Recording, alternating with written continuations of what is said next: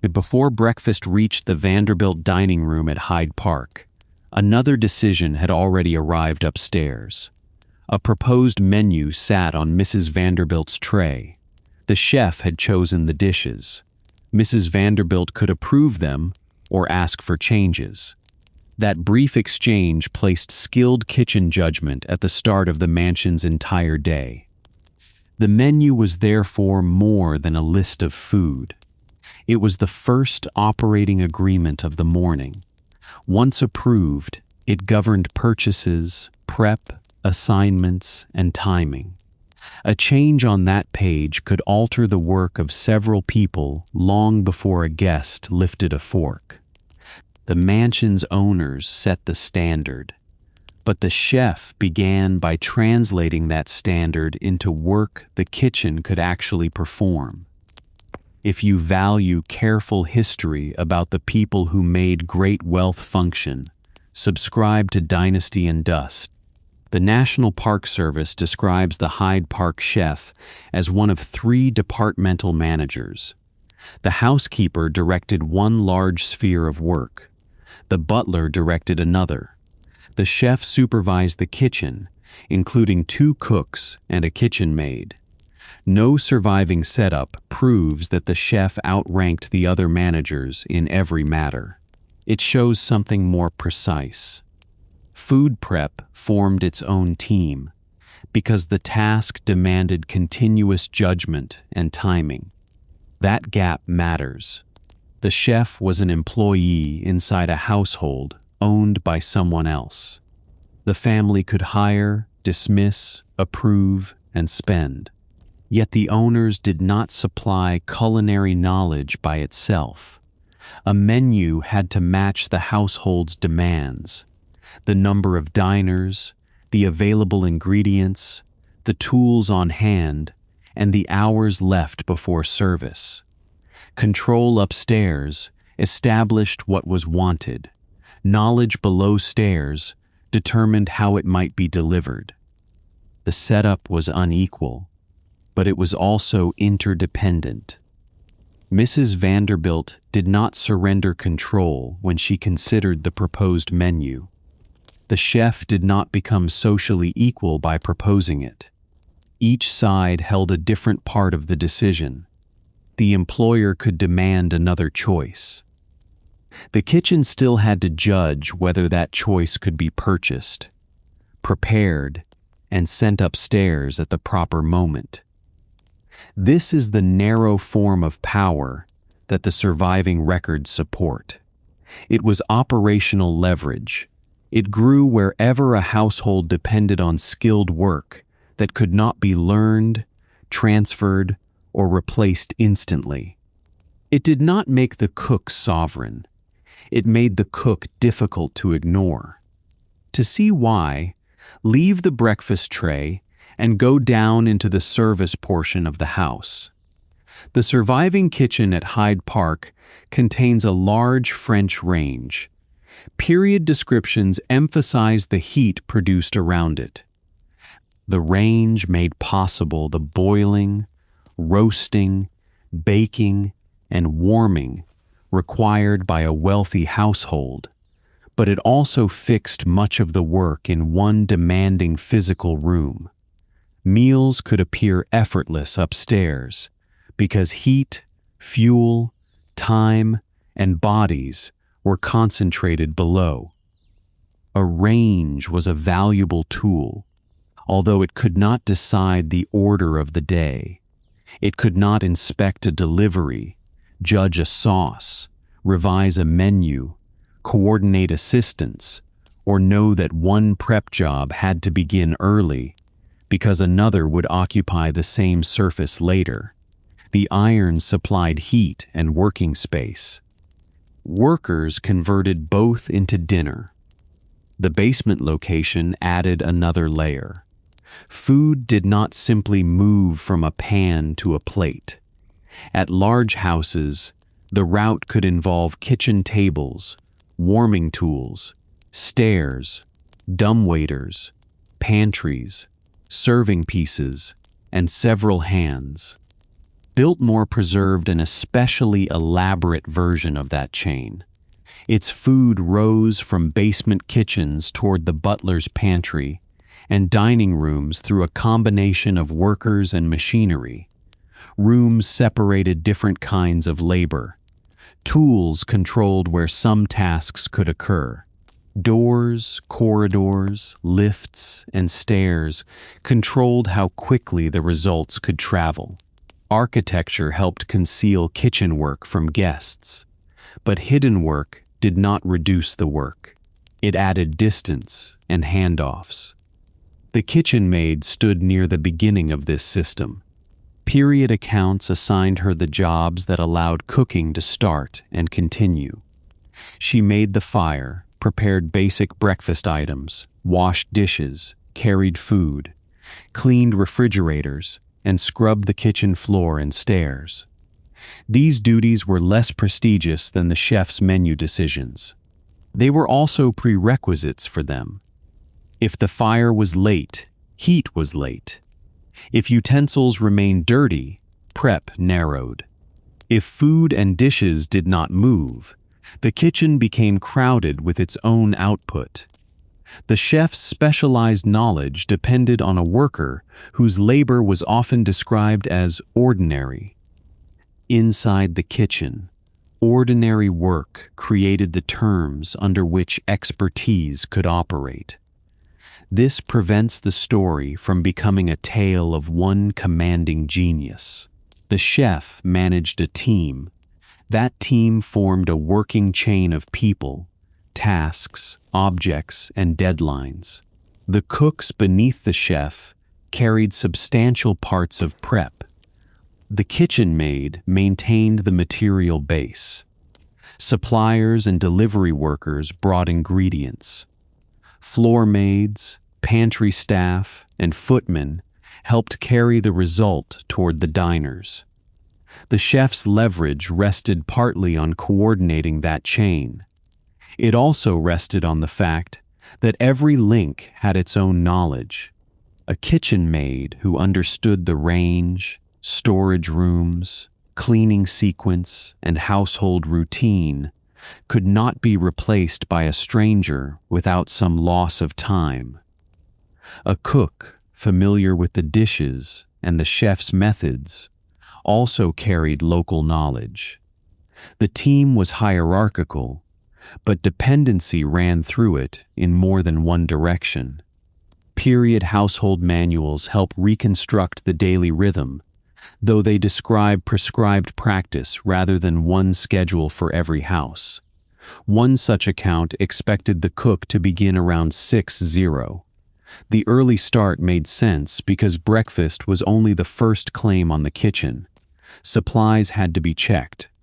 Fires had to be established. Prep work for later meals could already be underway while the morning meal was being completed. The day did not divide neatly into separate boxes. Breakfast work overlapped with cleaning. Cleaning overlapped with luncheon prep. Luncheon could overlap with dinner work. Staff meals formed another duty. A delay rarely remained attached to one task because the same people, rooms, and tools served several meal clocks. The presence of staff meals is easy to overlook because formal dining dominates surviving photographs and descriptions.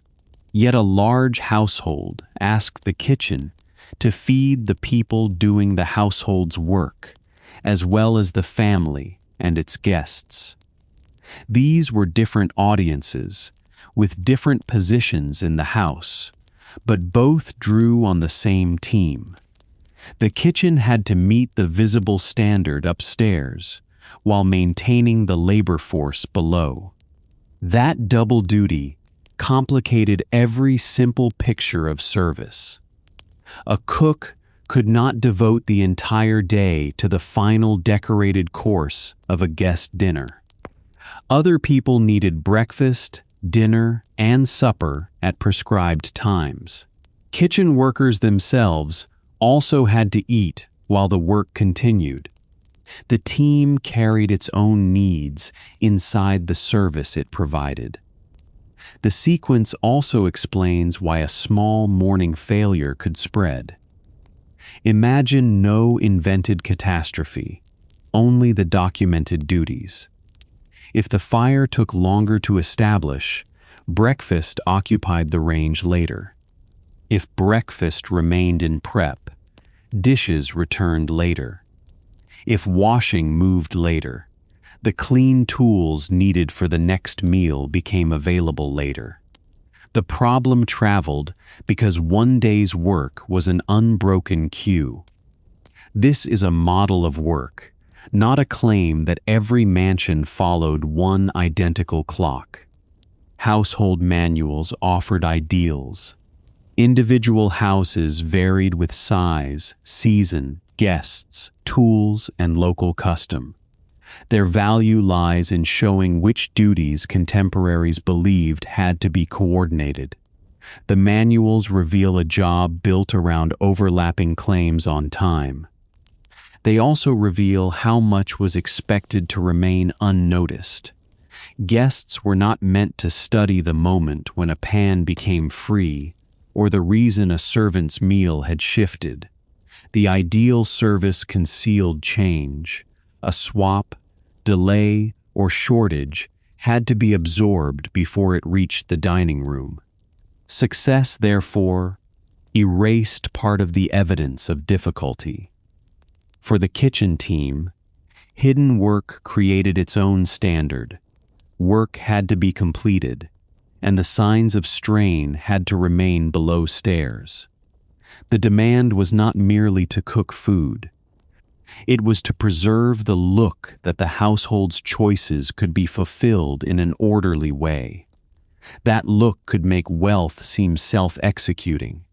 A guest saw finished courses, clean serving pieces, and servants entering at the expected moment. The sequence looked like a property of the house. In reality, it was a repeated feat. The building provided rooms and machines. Money provided ingredients and wages. Timing joined them. The chef occupied a strategic position because timing required anticipation. An employer could name a taste without knowing every conflict it created in the kitchen. The chef could see those conflicts because the chef worked where ingredients, tools, staff, and deadlines met. The menu proposal brought that local knowledge into the employer's decision. It also made the chef answer for results. Once a menu was approved, the kitchen could be judged by the result. The same page that allowed the chef to shape the plan fixed a demand that the team had to meet. Operational leverage was never freedom from pressure. It was duty tied to specialized skill. The workers beneath the chef experienced that pressure differently. The kitchen maid did not approve the menu, yet every added prep could become another pan, another trip, another floor to clean, or another delay before the room settled. Decisions at the top of the team traveled downward as physical tasks. The team's control and its burden were inseparable. That overlap changed the meaning of the morning menu. When the chef placed a proposal on the breakfast tray, the page condensed a much larger math. Which ingredients were available? Which had to be ordered? How many guests were expected? Which dishes competed for the range? How much work could the kitchen team complete, while also feeding the servants and maintaining the room? The answers were not visible in the handwriting. They were embedded in it. A competent proposal anticipated the day's bottlenecks before they became emergencies. The chef's first move mattered because it set the sequence that everyone else would have to inhabit. It is tempting to describe this as complete command of the household. The evidence does not permit that. The housekeeper managed another powerful team. The butler controlled service spaces and staff close to the dining room. The owners could intervene. A formal dinner required teamwork across those boundaries. Kitchen control was real, precisely because it was limited to a necessary function. That function began before guests saw anything. The public face of wealth depended on private prep, and private prep depended on decisions made by paid workers. The breakfast tray reveals the link in miniature. An owner reviews a choice. A chef has already converted desire into a workable proposal. Beneath both of them, a team is making the room hot enough, clean enough, and organized enough for the proposal to become food. By the time breakfast arrived, the next meal was already exerting pressure. The mansion's day could move forward because its kitchen had started earlier, thought ahead, and assigned work before the dining room knew there was anything to manage. The mansion kitchen served two households at once. One was the household that appeared in public, with family meals, invited guests, formal courses, and an exacting standard of display. The other was the working household, made up of the servants whose labor kept the first one visible. Both populations required food. Their schedules did not politely wait for each other. At Hyde Park, the kitchen prepared meals for the family and guests, as well as daily meals for the staff. This divided focus without dividing the tools. The same team had to maintain ordinary steady service while preparing extraordinary display. A large dinner added work, but it did not cancel the need to feed everyone who would carry, clean, dress, receive, and serve. The pressure is easier to understand through a surviving record from Biltmore.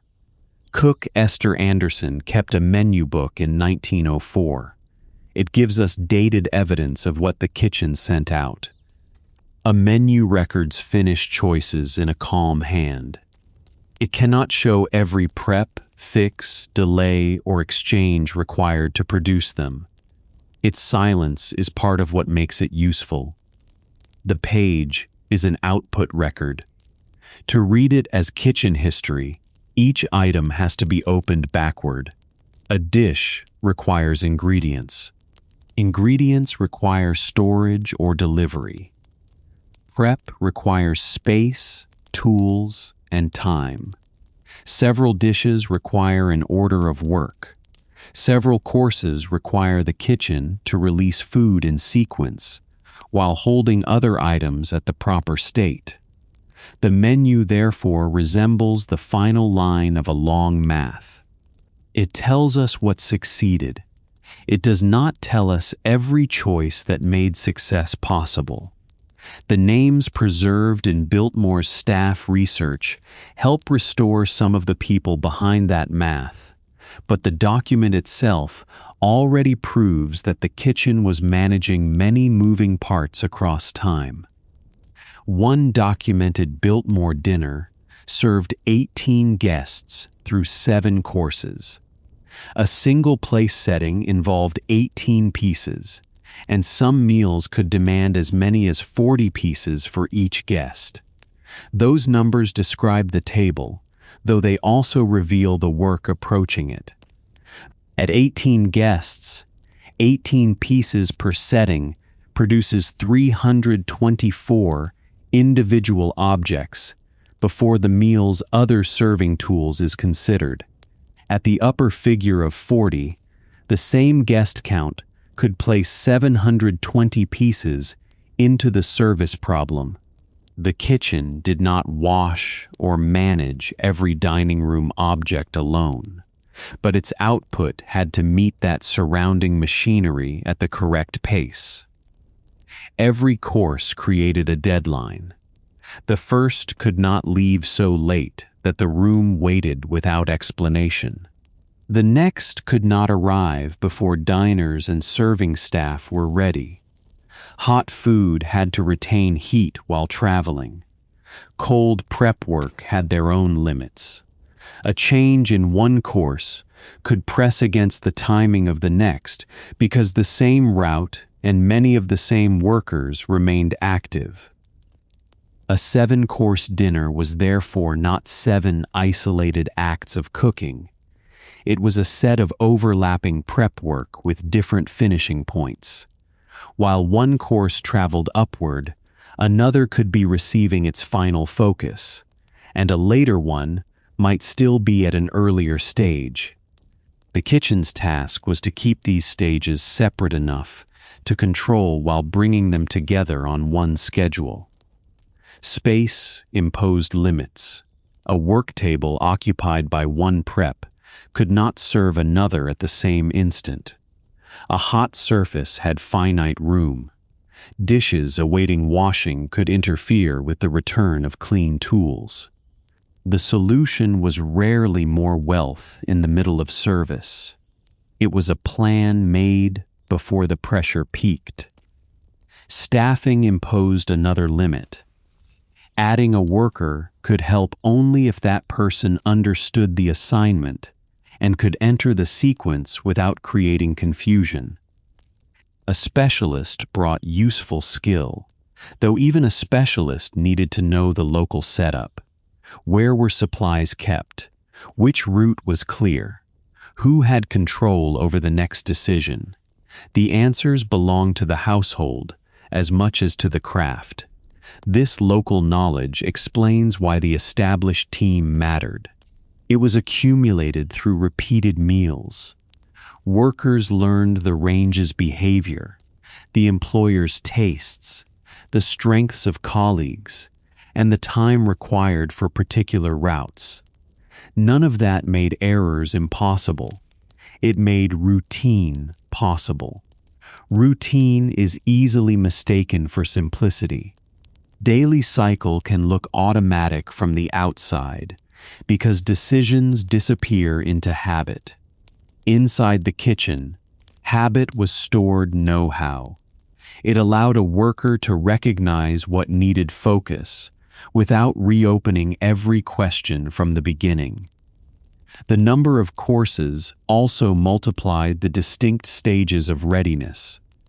Some food could be completed in advance. Some demanded a final work close to service. Some could wait briefly. Other items lost the intended texture or temperature quickly. The chef and cooks needed to know which tasks could be moved and which could not. This is where culinary skill became organizational skill.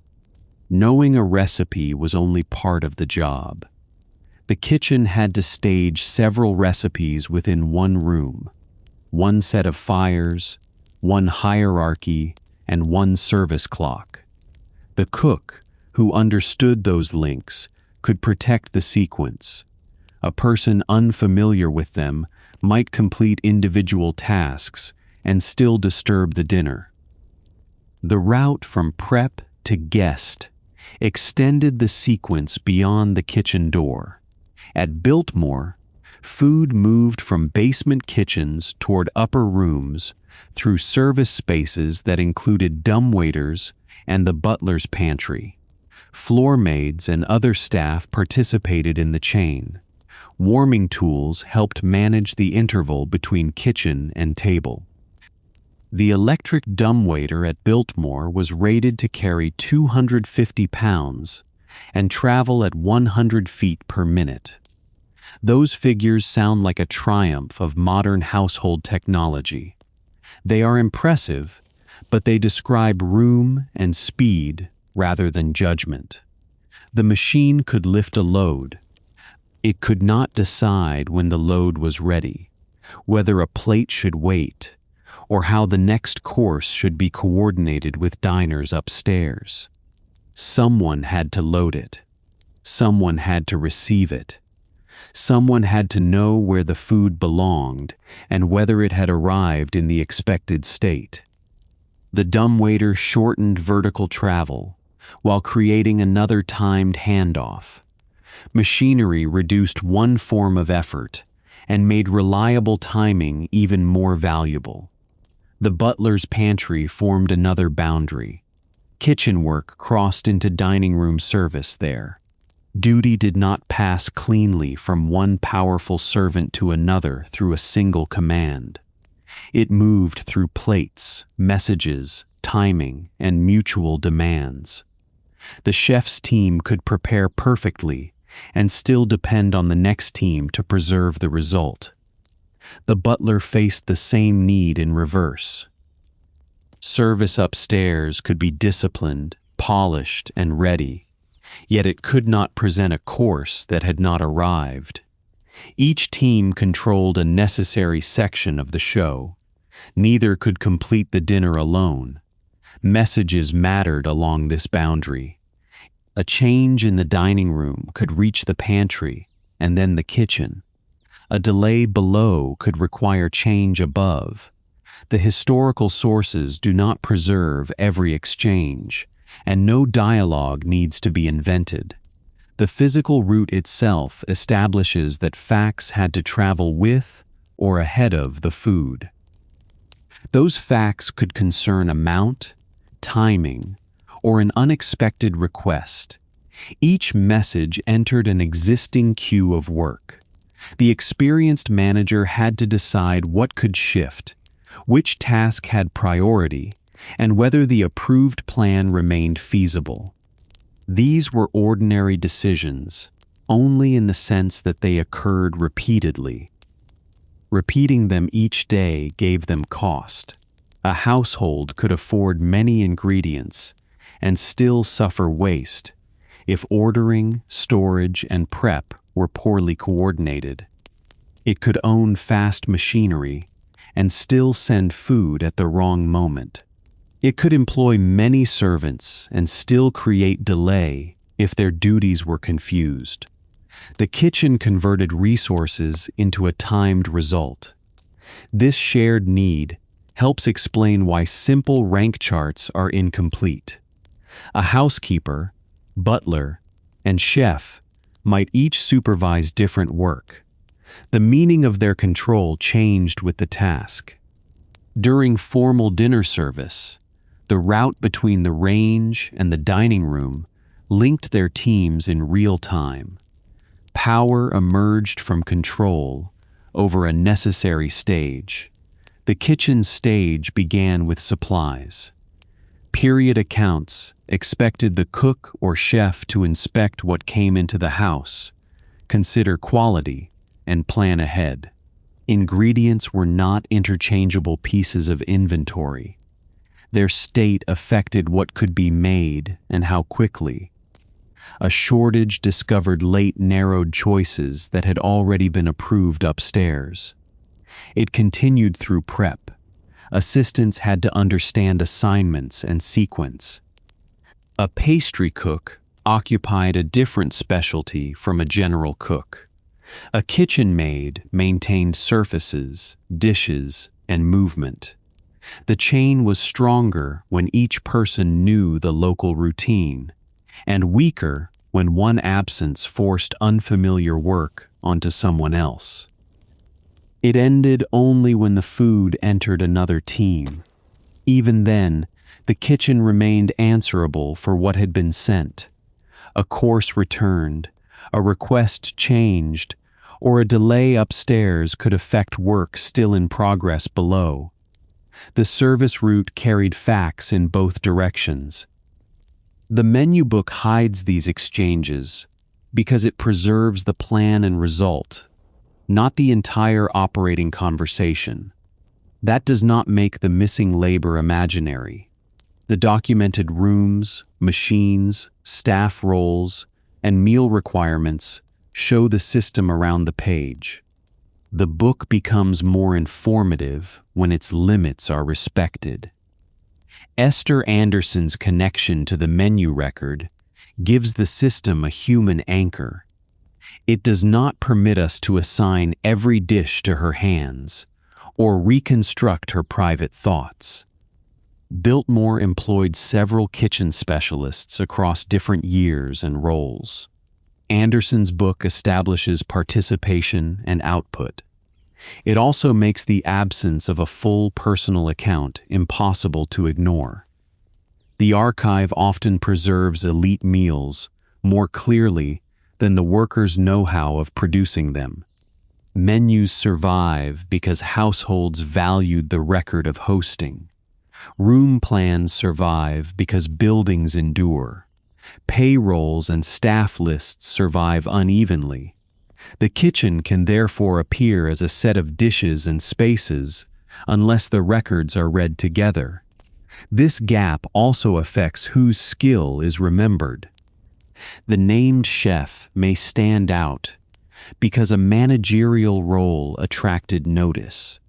A cook, pastry cook, or kitchen maid can appear only in a staff list or wage record.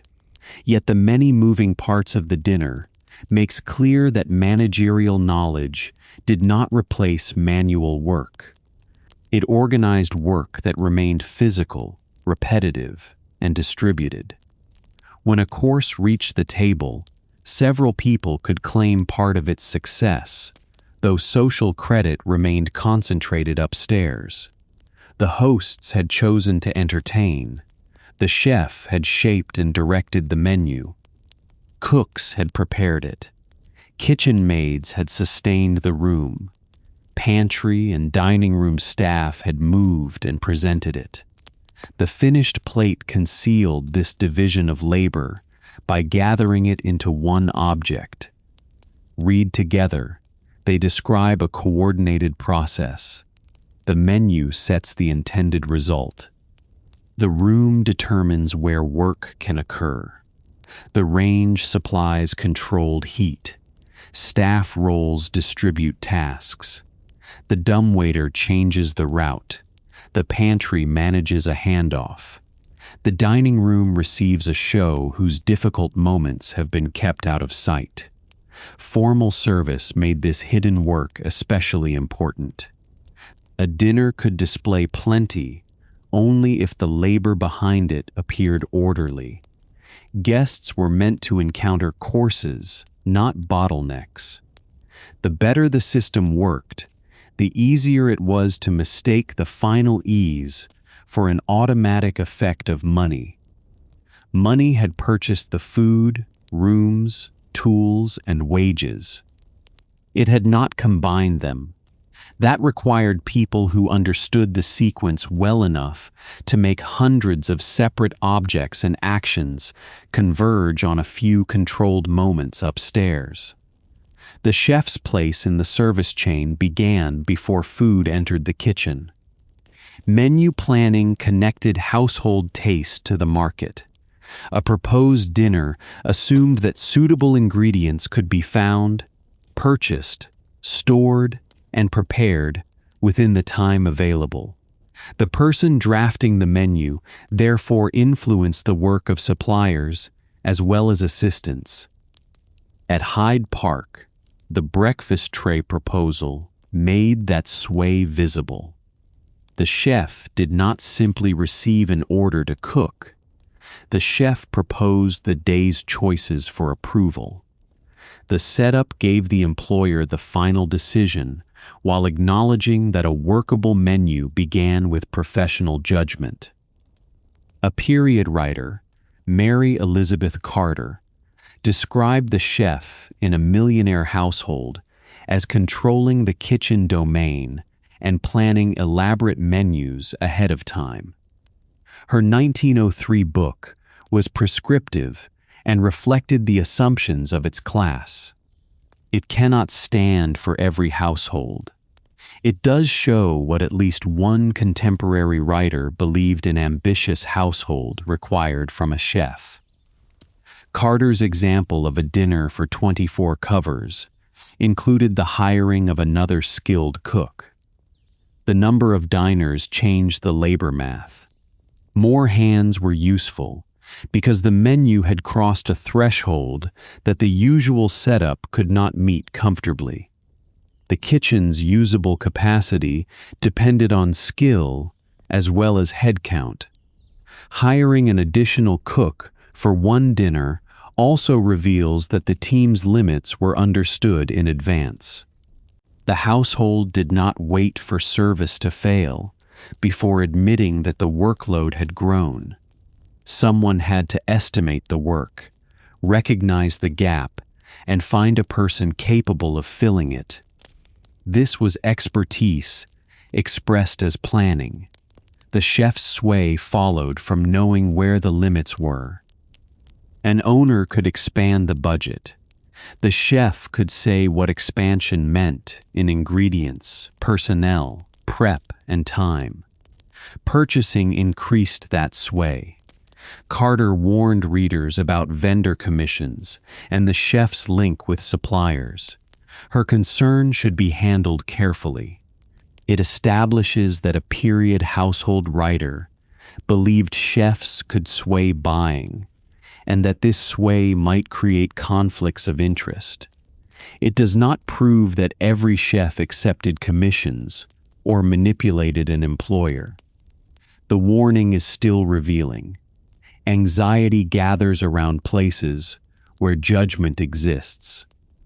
A chef who helped choose suppliers, judge quality, or shape menus occupied a point where household spending met specialized knowledge. The employer might control the money, while relying on the employee to explain what was worth buying. That reliance created room for trust and suspicion at the same time. A skilled chef could protect the household from poor ingredients or unrealistic plans. The same judgment could worry an employer who feared hidden deals. The historical record supports the presence of sway. It does not support turning every purchasing decision into a scandal. The boundary matters because sensational claims would obscure the ordinary way. A chef did not need to be corrupt to possess leverage. Honest skill was enough. If the household wanted elaborate service, it had to rely on someone who could evaluate ingredients and convert them into a feasible plan. Wages offer another measure of how households valued that skill. At Hyde Park, chefs earned between $100 and $180 per month. Housemaids earned between $18 and $25. Footmen earned between $30 and $40. These are house-specific figures, not one national schedule for every household, but the comparison occurs inside one service hierarchy. At the low end, the chef's $100 monthly wage was 4 times a housemaid's highest listed $25. Against the housemaid's $18 low figure, the gap was larger. The comparison does not measure dignity or effort. It measures what this household was prepared to pay for different positions. Pay separated the chef from many other servants, because the risk of a new hire and specialized knowledge were priced into the role. The household could acknowledge shortage without abandoning hierarchy. A highly paid employee remained an employee, lived within household rules, and answered to the family. Specialized knowledge covered more than refined dishes. It included control of waste, judgment of quality, use of tools, supervision of assistants, and planning across several meals. A worker who saved ingredients through competent handling could affect household spending quietly. A worker who misjudged quantities could create cost, even when the finished meal eventually appeared. The position also carried reputational risk for the employer. Formal hosting was one of the ways elite households displayed order and plenty. A poor result reached beyond appetite because guests encountered the household through its table. The cook's work entered a social show whose meaning was larger than the food itself. That did not make every meal a crisis. It made trust valuable. Most days, the desired outcome was uneventful, steady service. Breakfast arrived, dinner followed, supplies were renewed, and the machinery of service remained out of public discussion. The wage purchased the chance that this steady service would hold. Trust grows expensive when failure is frequent, visible, or hard to repair. Kitchen failure met all three terms. Meals recurred every day. Problems could reach family, staff, and guests. A new worker could not be tested without placing real household routines in that worker's hands. The wage therefore shows value and need together. It tells us that the household competed for skill. It also tells us that the link was still purchased month by month.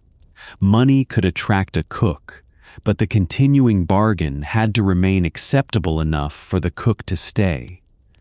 Lucy Maynard Salmon's study of domestic service provides a broader comparison. In her Boston material, cooks were the highest paid female domestic specialty among the schedules she examined. Across 574 returns, the average for cooks was $4.45 per week. The figure belongs to Salmon's sample and period.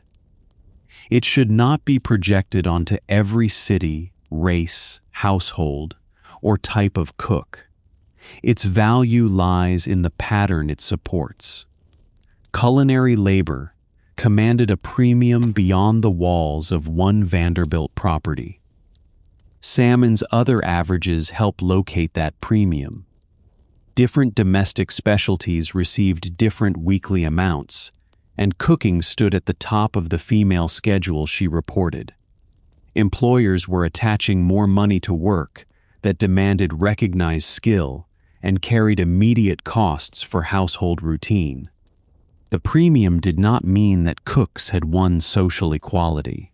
It meant that employers faced a labor market. A household seeking skill had to offer terms that another household might improve. The cook could compare posts, ask questions, give notice, and search for another place.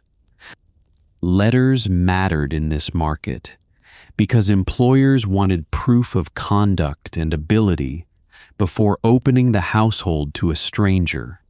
The demand for letters also constrained workers. A cook leaving one position might carry valuable skill, but still depend on how the prior employer described the departure. Freedom to move existed inside a system of reputation. For employers, a reference letter reduced uncertainty without removing it. A capable cook in one house might meet different tools, demands, or staffing in another. The hire remained a test of fit. Households could buy know-how, although they could not purchase complete knowledge of a new place on the first day. For workers, questions asked before hire were a defense against hidden terms. The stated wage did not reveal the entire job. The size of the family, frequency of entertaining, number of assistants, expected time off, and boundaries between duties could change the meaning of the offer. A higher figure might compensate for a heavier burden, or fail to compensate for it. That chance changed the link inside the mansion. Formal control remained heavily weighted toward the employer. Practical need moved in the other direction whenever a cook's departure threatened a difficult new hire. The two forms of power occupied the same room without canceling each other. High wages can tempt us into a simple conclusion that cooks were privileged servants. Salmon's evidence resists it. She recorded long and irregular hours, limited freedom, social stigma, and narrow prospects for promotion. Room and board had economic value, but living at work also reduced the boundary between work and private life. The money paid for a demanding bargain. A cook could earn more because the household needed the skill, because the work was difficult to replace, and because the trade carried terms that reduced its appeal. Shortage was created by both the value of the work and the costs of accepting it. This changes how the wage should be read. The salary was not a gift from the household. It was part of the price required to secure skill under restrictive terms. The employer purchased service. The worker surrendered time, autonomy, and often housing within another family's rules.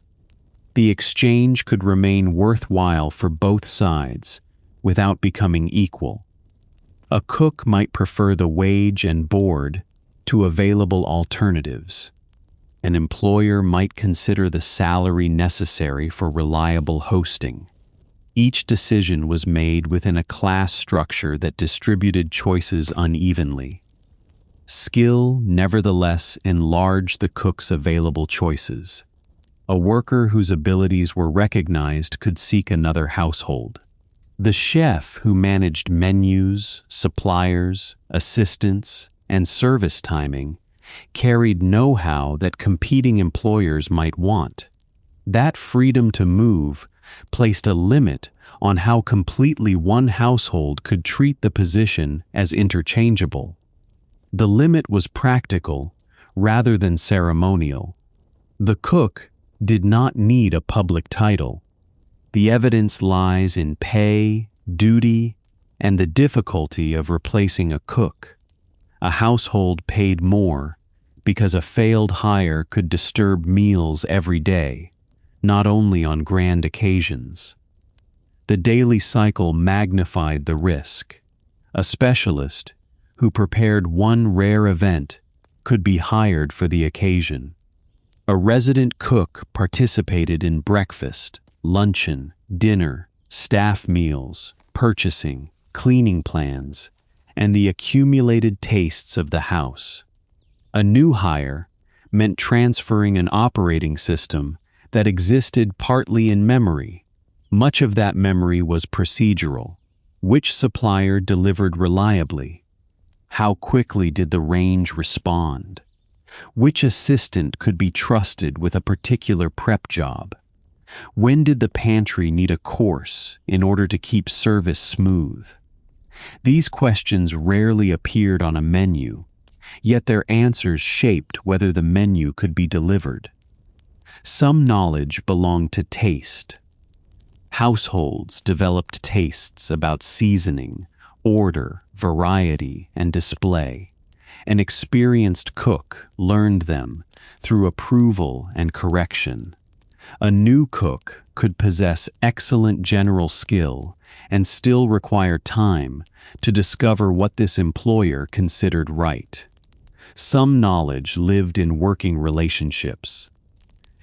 The chef needed to know how tasks were divided inside the kitchen and how requests moved across departmental boundaries. A technically capable newcomer could disturb an established team by assigning work poorly or misunderstanding another manager's demands. Skill had to become local before it became routine. That memory had no simple price tag. Wages could attract someone capable. They could not guarantee that the new person already understood the local range, suppliers, storage, hierarchy, or taste. The gap between general skill and household knowledge was the gap in which operational leverage grew.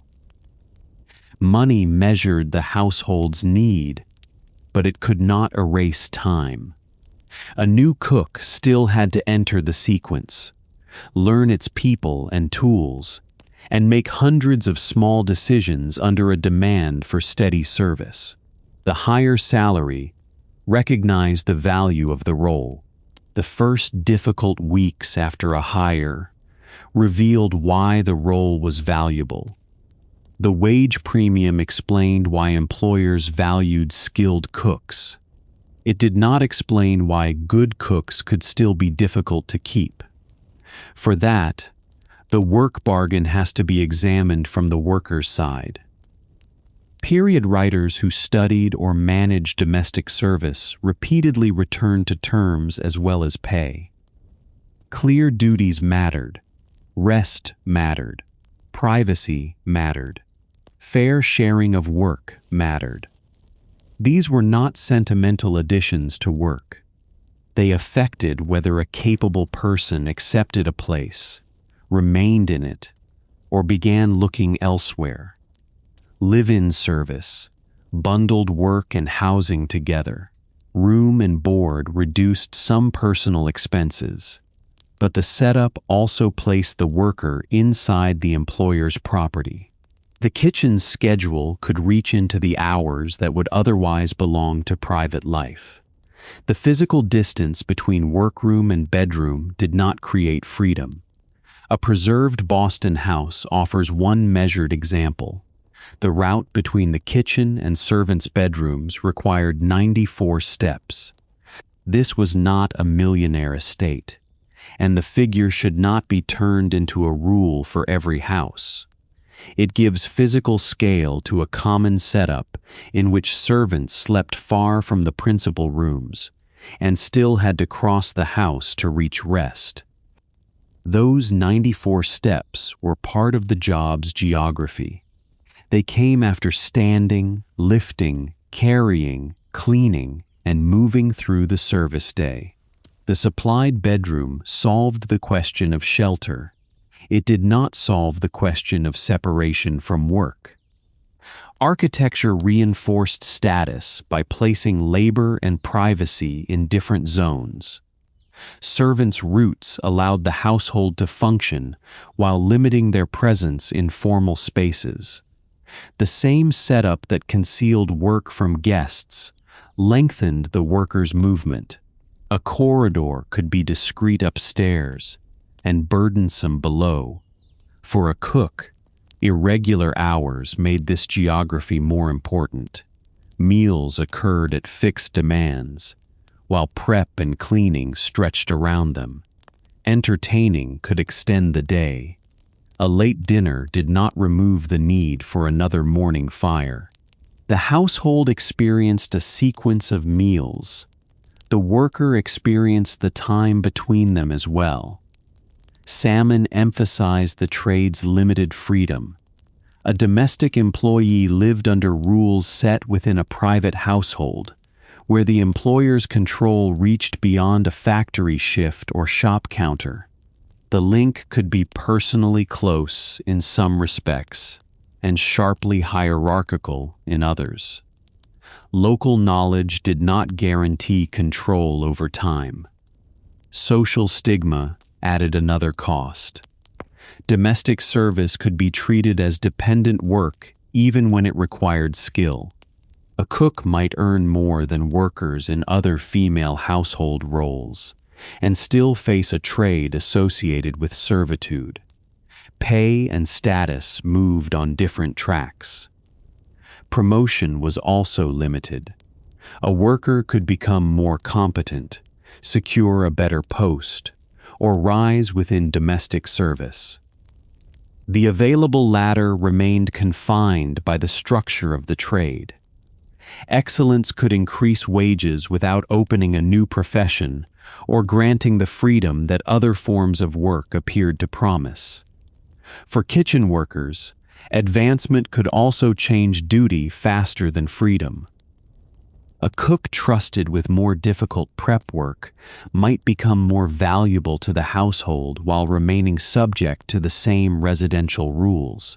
A chef could supervise assistants and sway purchasing while still answering to the employer's approval. Control over work did not become control over the terms of life. This gap helps explain why an apparently senior servant might still seek another post. Higher rank could bring a better wage and greater control within the team. It could also bring the duty to answer for every failure beneath it. The person closest to operational power was often the person expected to absorb the team's pressure. The household could respond by offering better terms. More pay was one option. Additional help, clearer duties, regular time away, or improved privacy could matter as well. Keeping staff did not depend on a single figure because the worker was judging a whole setup. A skilled cook was making a comparison across setups. One house might pay more, but entertain constantly. Another might offer less money with a smaller family or stronger help. A worker's choice cannot be reconstructed from general rules. Yet the presence of these variables shows why a labor market formed around the position. This produced a difficult balance. The household needed skill enough to pay a premium. The worker could possess skill enough to bargain. Yet the trade's terms discouraged some of the very people employers wanted to retain. Complaints about unreliable servants often ignored this side of the equation. Turnover was discussed as a defect in workers, while households competed over wages, duties, privacy, time off, and terms.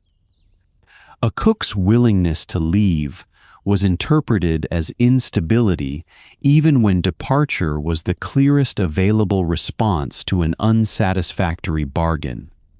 The language of master and servant remained part of the legal and social setting. It expressed hierarchy plainly. Alongside it, however, hiring often operated month by month, and workers could seek another post. The link combined an old language of command with a labor market that allowed movement. Hiring was therefore a two-sided investigation. Employers asked about skill, character, and letters. Workers needed to know the actual duties, the number of people to be fed, the help provided, the wage, and the terms of housing. Each side faced the risk that the spoken setup concealed a harder reality. The questions were practical because titles could hide variation. The word cook might describe work in a modest household, with little help, or a specialized place within a large kitchen. A position advertised as desirable could involve frequent entertaining or uncertain boundaries. The name of the role did not reveal its daily scale.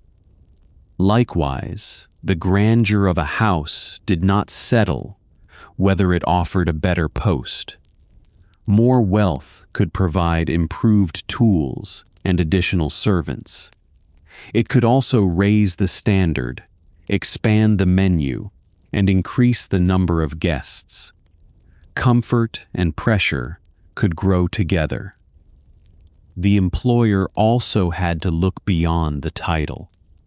A person capable of plain family cooking might not be ready to organize elaborate formal dinners. A talented specialist might be less suited to supervising assistants. The position combined craft and oversight in proportions that differed from house to house. Matching these variables took judgment before work and change afterward. The household wanted proof that the cook could meet its standard. The cook wanted proof that the stated post would remain the post actually demanded. Neither side possessed complete facts at the beginning. For the employer, the wrong hire threatened meals and household order. For the worker, the wrong hire could mean long hours, unclear boundaries, insufficient help, or duties that expanded after arrival. A reference letter could not settle every question. The real test began inside the house.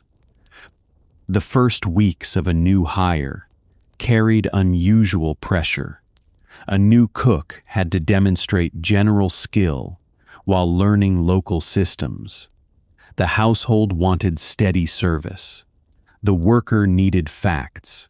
Mistakes could be read as incompetence when they were partly the cost of changeover. This is why replacement was never a single act.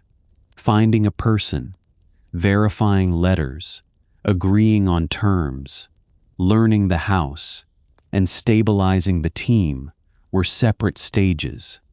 A vacancy could be filled on paper before the kitchen recovered its routine. Notice gave workers leverage because it forced the household to face those stages. Salmon recorded examples in which freedom to move, notice, or threaten departure entered domestic disputes. These examples do not prove that cooks controlled employers. They show that the option to leave could alter the employer's choices. A cook did not need to win an argument in order to change the bargain. Departure could impose hiring, uncertainty, and training costs on the household. The threat was strongest when the worker's skill was scarce and the household's demands were high. The leverage remained bounded. A worker leaving one post needed another source of income and often another place to live. Letters could affect the search. Class, gender, race, immigration status, and local opportunity shaped freedom to move, even when the surviving source does not allow every dimension to be reconstructed for each person. Employers also possessed powerful responses. They could dismiss, withhold a favorable reference, change duties, or hire from a wider market. Wealth increased their options. It did not remove the time required to test those options. The cook's position was strongest in the interval between dissatisfaction and the arrival of a reliable new cook. During that interval, the household remained responsible for daily meals. It could simplify service, redistribute work, hire temporary help, or accept upheaval. Each response conceded that the missing knowledge had practical value. Simplifying the menu was a real form of adaptation. A household could reduce elaborate dishes, limit entertaining, or rely on food that required less specialized prep. Such choices allowed life to continue, but they also reduced the standard that wealth had been organized to display. The owner remained wealthy, while the household's show narrowed. Redistribution carried another price. Remaining workers could take on extra duties, extending hours, or pulling focus from their own duties. A cook covering a vacant position might keep meals moving at the cost of cleaning, ordering, or later prep. Steady service could be preserved temporarily by increasing strain elsewhere. Temporary help solved some tasks without restoring the old routine. A visiting worker needed instructions and local knowledge. The existing staff became responsible for transferring facts while also maintaining service. Bringing in a new hire therefore consumed the focus of the very team it was meant to relieve. These changes show why leverage did not require open defiance. The household's need became visible whenever it had to change scale, schedule, or workload in response to one person's absence. The cost appeared in reduced choice and increased effort before it appeared in public failure. No invented strike is needed to see this way. No ruined dinner has to be created for dramatic effect. The simple possibility that notice might be given is enough. A recurring system becomes vulnerable when the person coordinating it can walk away. The weak point extended beyond one individual. If a chef left, cooks and kitchen maids might absorb unfamiliar duties. If an assistant left, the chef's room to maneuver narrowed. A team could continue while becoming more fragile. The cost of turnover moved through the hierarchy. This is also why fair work sharing mattered to employers who wanted stability. Protecting rest, defining duties, and maintaining reasonable terms were methods of retaining operational knowledge. Kindness and self-interest could point toward the same practice without becoming identical motives. The period manuals make these connections from the perspective of those trying to manage households. Salmon's study gives more room to the trade's structural problems. Read together, they replace a simple story of generous wages with a continuing bargaining over time, privacy, status, and control. The cook's premium salary measured shortage. The cook's willingness to leave revealed its cause. Skilled people had alternatives, and the best-paid position in the female domestic schedule still asked them to live within another family's command. That tension sits at the center of kitchen leverage. The mansion could buy labor, but the worker retained the decision to continue supplying it. Every month, that decision was renewed inside a system that needed breakfast again the next morning. Biltmore's surviving staff research prevents the kitchen from remaining an anonymous machine. It identifies Chef Beck L. Vivian, cooks James Sepperline, Esther Anderson, and Patience Randall, pastry cook Cordelia Curtis, and kitchen maid Annie Scarborough. These names come from different records and do not establish that all 6 people worked together at one moment. They establish a team occupied by specialists whose identities can sometimes be recovered. The list changes the scale of the story. A chef appears alongside cooks, a pastry cook, and a kitchen maid. Culinary work was divided by duty and skill. The visible dinner depended on a group, not a single pair of hands. Beck L. Vivian's title places a chef at the head of kitchen work. The role suggests oversight as well as cooking, consistent with the departmental structure documented at Hyde Park and described in period household manuals.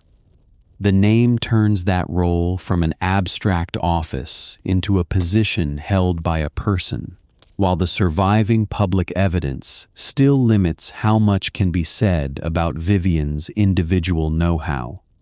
James Sepperline, Esther Anderson, and Patience Randall appear as cooks. A shared title does not prove identical duties. Large kitchens could divide work by meal, prep, know-how, or changing need. The important point is that the team required more than one person capable of cooking. Cordelia Curtis is identified specifically as a pastry cook. That title preserves a specialty within a divided kitchen. Pastry work demanded its own materials, timing, temperatures, and practiced judgment. Her role indicates that Biltmore's standard was high enough, or its work large enough, to distinguish this craft from the general kitchen title. Annie Scarborough appears as a kitchen maid. Her position connects the named staff to the foundational labor described in duty schedules. Fires, dishes, carrying, refrigerators, floors, and stairs kept the room functional. Naming a kitchen maid makes it harder to imagine that culinary skill floated above upkeep. The hierarchy distributed credit unevenly. A chef's decisions could shape menus and purchases. A pastry cook's result might be noticed at the table. A kitchen maid's successful work often appeared as absence. No cold fire, no blocked surface, no dirty tools, no delay caused by an uncleared route. Absence is difficult to preserve in an archive. Records more readily capture hires, wages, menus, and named specialties. They are less likely to record every repeated act that prevented failure. The result can make managerial skill look solitary and supporting labor look interchangeable. The operating chain says otherwise. A team with several culinary roles required handoffs inside the kitchen before any handoff to the pantry. Ingredients moved among storage, prep, heat, finishing, and service. Each transfer depended on someone understanding what state the food had reached and what had to happen next. Dividing the work increased the menu's range while deepening the kitchen's need for specialists. A pastry cook could perform work that improved the menu and allowed others to focus elsewhere. If that specialty disappeared, the kitchen had choices. Another worker could attempt it. The menu could change. Outside help could be sought, or the household could accept a lower standard. None restored the original setup without cost. The same logic applied to routine labor. If the kitchen maid's work was redistributed, trained cooks spent time on cleaning, carrying, or fire upkeep. The team might survive, but expensive skill would be pulled away from the tasks for which it had been hired. Hierarchy functioned partly by protecting specialized time. Biltmore employed as many as 40 domestic staff, according to the estate's historical interpretation. Workers were recruited from several countries, including a French cook. The scale placed the kitchen inside a much larger labor system. It also shows that great wealth could search widely for skill. A staff of that size did not mean that all 40 people worked in food service. It meant the kitchen operated among many other duties, schedules, and chains of command.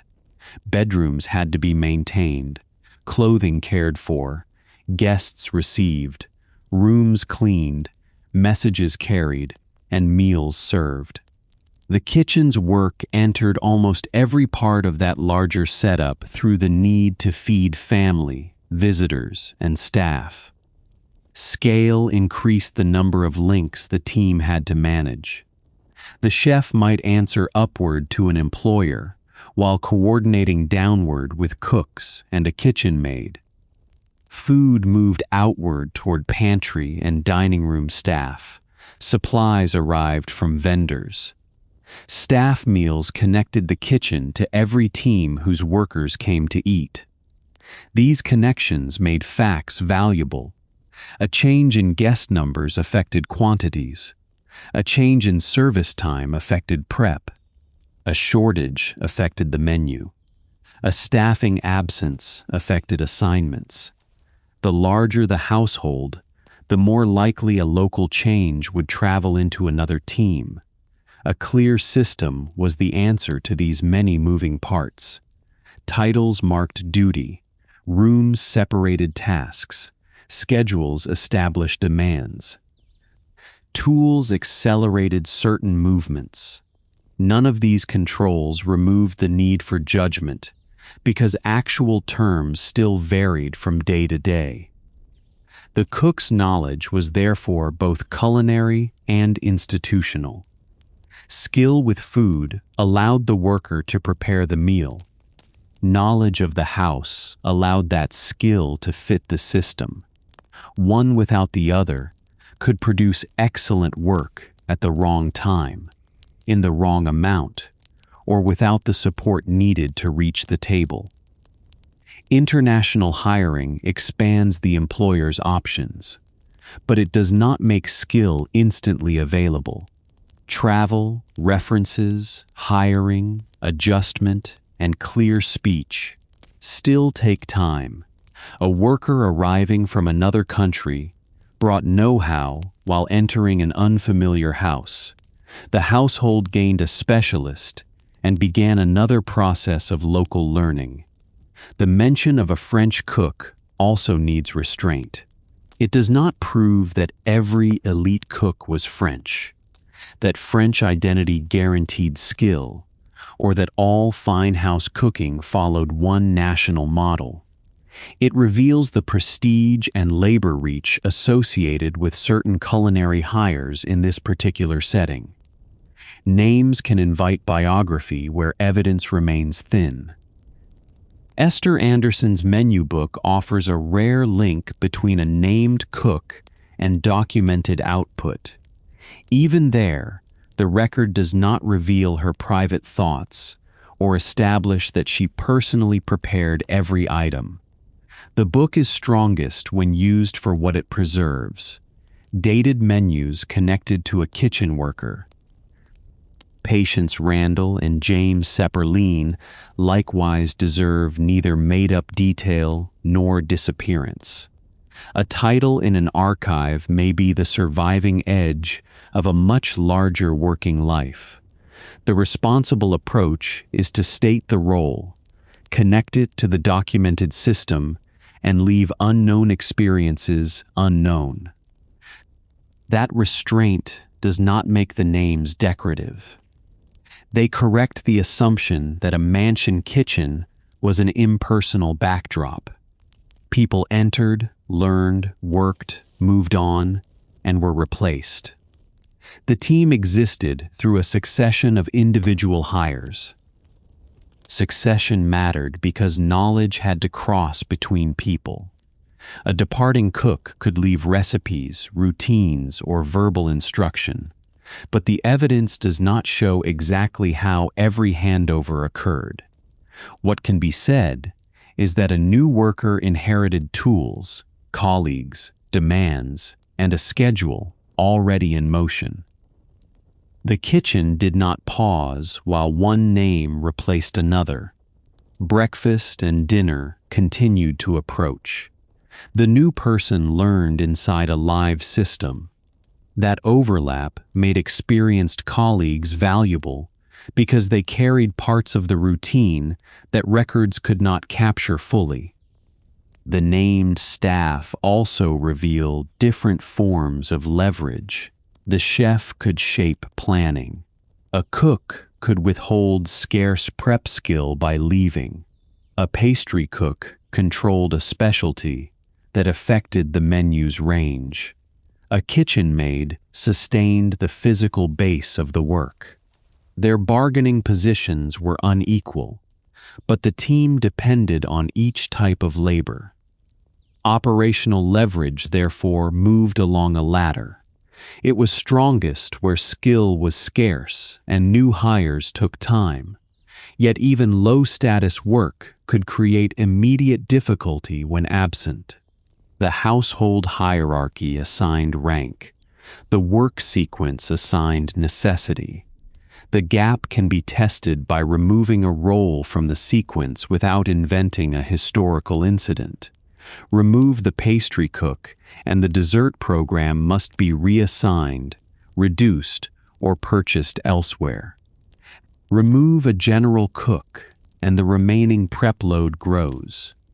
Remove the kitchen maid, and skilled cooks inherit more upkeep. Remove the chef, and planning, supervision, and timing have to be rebuilt. In each case, the mansion remains standing. The dining room still contains its furniture. Money remains available. What changes is the range of meals the household can produce reliably with the people currently present. The immediate limit is organizational capacity. This bounded model is stronger than a dramatic story of instant collapse. Great households adapted. They hired, simplified, redistributed, and waited. The need to adapt is itself evidence of dependence. A system changes because the missing role mattered. These two measures did not always match. A kitchen maid could receive far less pay than a chef while performing tasks without which the chef's team could not begin on time. Low wages did not prove that the task carried little weight. They showed how the household valued the worker in the labor market, which was not the same as measuring what a missed task could disrupt that morning. The archive's gaps make this gap especially important. Famous owners leave correspondence, portraits, and public stories.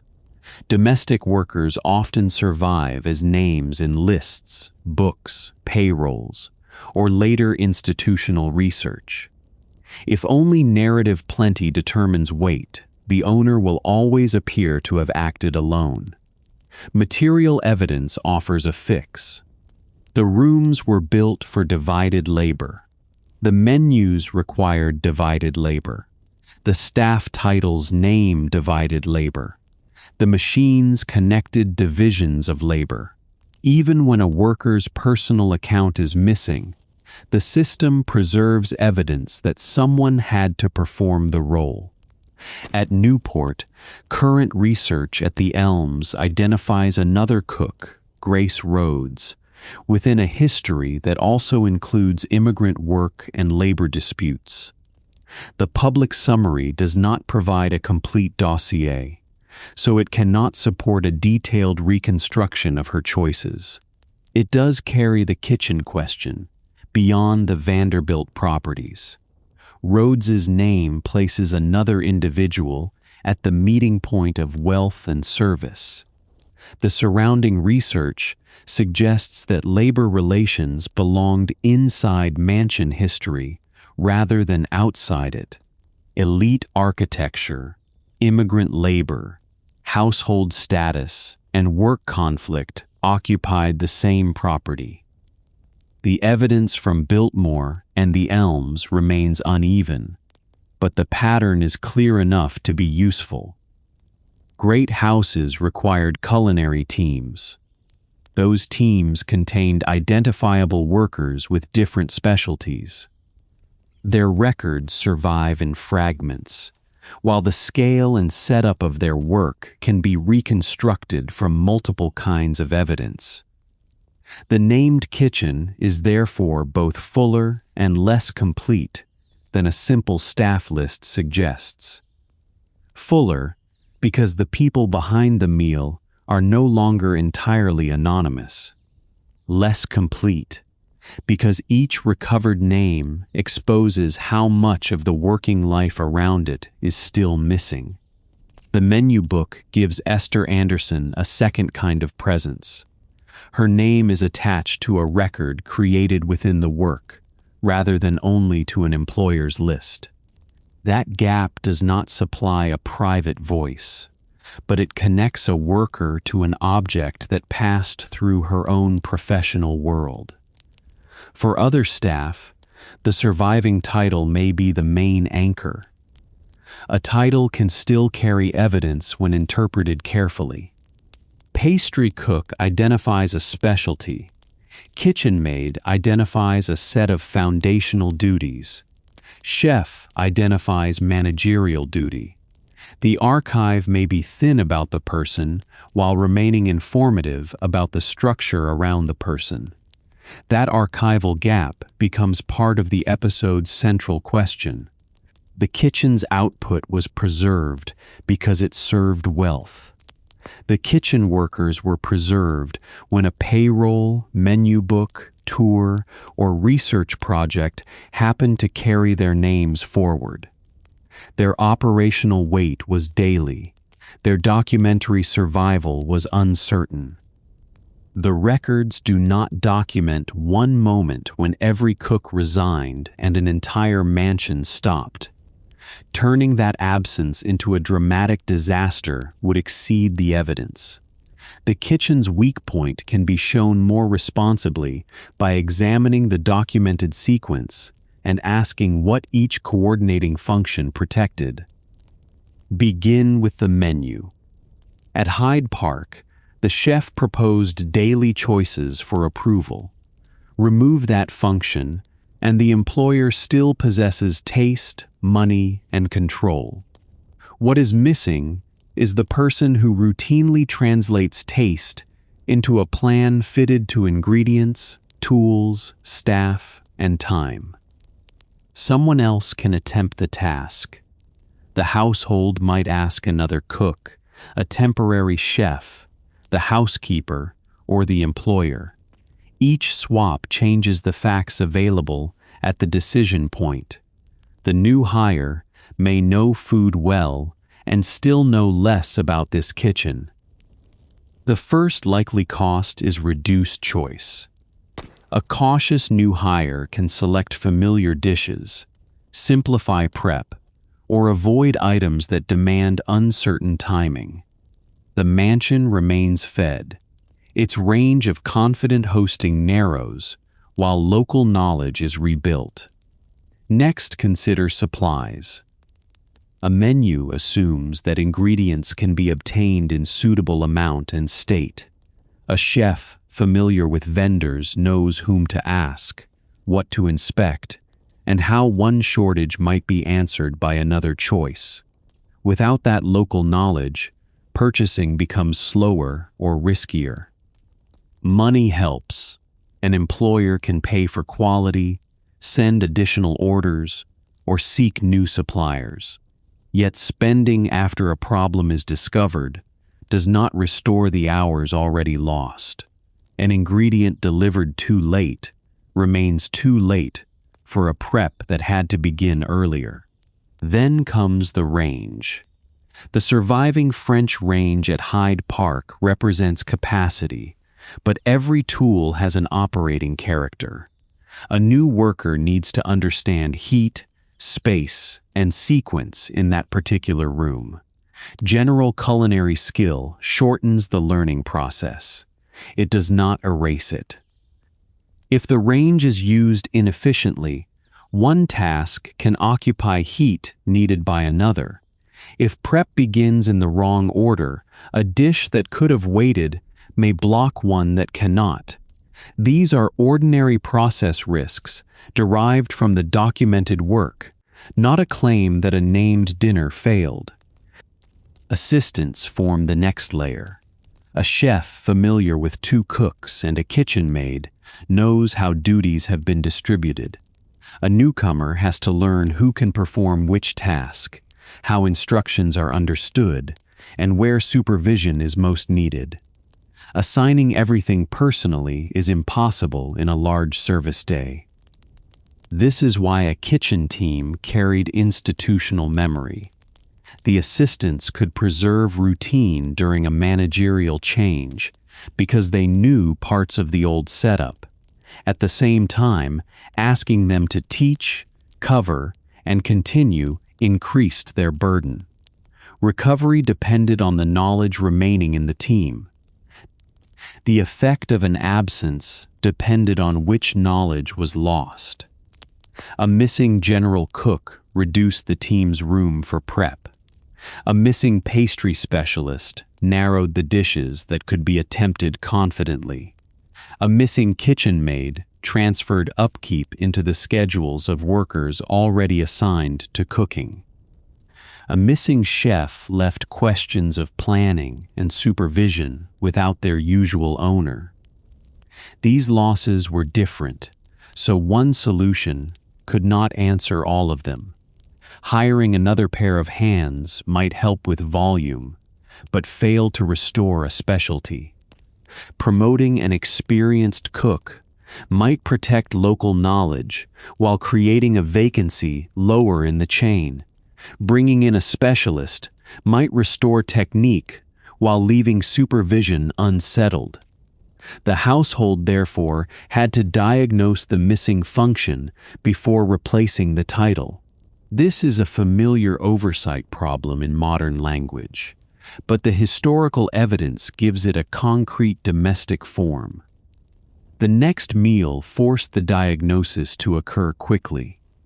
Time pressure could also conceal whether the response was sustainable. Remaining staff might carry extra work for a few days. A simplified menu might prevent visible upheaval. Temporary success could depend on longer hours or postponed upkeep. The system appeared recovered while drawing down the endurance of its workers. That temporary strain could create another departure, turning one vacancy into a wider staff retention problem. The sources do not document this sequence for a particular named kitchen here, so it remains a bounded operating risk. It follows directly from the overlapping duties and the period concern, with fair sharing, rest, and keeping staff. The meal clocks continued throughout this changeover. Family and guests expected food. Staff also required daily meals. Breakfast, luncheon, dinner, and supporting prep created repeated deadlines. A missed decision in the morning could reduce options later, even if each meal still appeared. Cleaning and upkeep added another chain. Kitchen maids dealt with fires, dishes, refrigerators, floors, and stairs. If this work was disrupted, cooks could absorb it, but every hour transferred into upkeep was an hour removed from skilled prep. The kitchen could keep operating while losing capacity. That gap is important. Systems often fail gradually before they fail visibly. The first sign may be a simpler menu, a longer day, postponed cleaning, heavier work for remaining staff, or less room for repair. Public failure occurs only after private margins have been consumed. Elite households possessed larger margins than poor ones. They could hire extra labor, purchase prepared items, obtain replacement tools, or reduce entertaining without facing hunger. Wealth made adaptation possible. It did not make adaptation costless. The food route created further dependencies. At Biltmore, prepared dishes moved through basement spaces, dumbwaiters, warming tools, and the butler's pantry. A powerful electric lift could move 250 pounds at 100 feet per minute. Speed at one stage mattered only if every stage before and after it remained coordinated. A late course loaded onto a fast lift is still late. A course sent before the pantry is ready can create congestion or loss of quality. A machine that eliminates climbing does not eliminate messages. Technology concentrates the weight of timing because it moves the result quickly once people decide to move it. The butler's team could adjust service within limits. Pantry staff might hold food, alter the interval, or communicate a delay. These changes protected the dining room by consuming flexibility elsewhere. Once the available holding time or service judgment was exhausted, the problem became visible. The system therefore contained buffers. Advance planning was one. Extra staff was another. Warming tools created another. Stored supplies, simplified dishes, and departmental know-how all reduced the chance that one upheaval reached the table. Buffers had limits. Advance planning could not predict every shortage. Extra staff could not cover every specialty. Warming tools could keep food ready only for a time. Stored supplies could not answer every menu choice. The team's know-how was powerful, but it resided in people who could become ill, leave, or be reassigned. The purpose of oversight was partly to know when a buffer was being consumed. A delayed prep job might still be recoverable if another task moved. A staffing shortage might be manageable if the menu changed early. The same problem became harder when it was discovered late, because the remaining choices had narrowed. This made facts another buffer. Accurate notice about guests, service time, supplies, and staffing allowed the kitchen to adapt before work was committed. Poor messages converted a manageable change into a last-minute constraint. The chef stood where several streams of facts had to become one plan. Skilled workers created buffers as well. Know-how allowed a cook to recognize a problem early, change the order of work, substitute an ingredient, or redistribute a task. This skill often left no dramatic trace because its product was the absence of failure. The difficulty of a new hire can be understood as the temporary loss of those buffers. A new worker may have excellent craft, but less knowledge of local contingencies. The team continues, though it has less room to absorb error. Wealth can add resources, while staff rebuild local knowledge meal by meal. The chef's leverage grew from controlling several buffers at once. Menu planning protected time. Supplier knowledge protected ingredients. Supervision protected staff time. Local knowledge of the range protected the cooking process. Timing with the pantry protected service. Removing the coordinating person exposed multiple edges together. The same analysis prevents exaggeration. The chef was not the only worker who mattered. A strong team could preserve much of the system. Another manager might help. Temporary cooks could restore skill. The household could lower its standard. Operational leverage describes cost and difficulty, not helplessness. It also describes why leverage varied by house. A smaller household with simple meals and flexible demands faced a different replacement problem. A mansion known for formal hosting, many guests, specialized rooms, and several meal obligations had more knowledge to transfer. The standard chosen by the owners created part of their need. Elaborate service required split roles. Split roles improved quality and scale while making roles less interchangeable. The mansion became capable of more because its workers knew more specific things. The link ran in both directions. Elite demand created jobs for skilled cooks, pastry specialists, and supporting workers. Those jobs carried wages and opportunities unavailable in a smaller kitchen. The same demand tied workers to long schedules, exacting demands, and a service structure designed around the employer's life. Need did not erase exploitation, and hierarchy did not erase bargaining.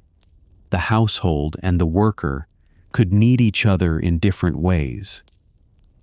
The owner needed steady service at the chosen standard. The worker needed wages, housing, letters, and future options. Operational leverage existed inside this unequal exchange. This is why neither romantic loyalty nor permanent conflict explains the whole system. Some hires endured, others ended. Households tried to retain staff and also complained about them. Workers accepted demanding posts and also sought better ones. The kitchen remained stable only while enough individual bargains continued to hold. This link can be seen in the documented dinner for 18 guests. 7 courses and a large setting created numerous deadlines and handoffs. If the household reduced the meal to fewer courses, the timing problem became easier. Doing so would also surrender part of the display the house had chosen to make. The cost of losing skill was therefore measured partly in lost ambition. The owner could continue eating. What became uncertain was the ability to perform elite hosting at the established level without interruption. That is a more defensible claim than saying the mansion could not function at all. A great house could function differently. It could simplify, improvise, hire, and recover. Each verb identifies work caused by the absence of knowledge previously treated as routine. Recovery required time because new routines had to become reliable. One successful meal did not prove that every future demand had been mastered. The daily cycle allowed the worker and household to adjust to each other. Suppliers became familiar.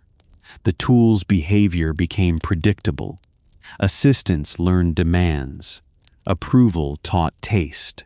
The knowledge was practical and distributed. No manual could contain every part of it. Written duties could explain when to rise, what to clean, or who held formal control. They could not fully capture how a particular team compensated for one another on a crowded day.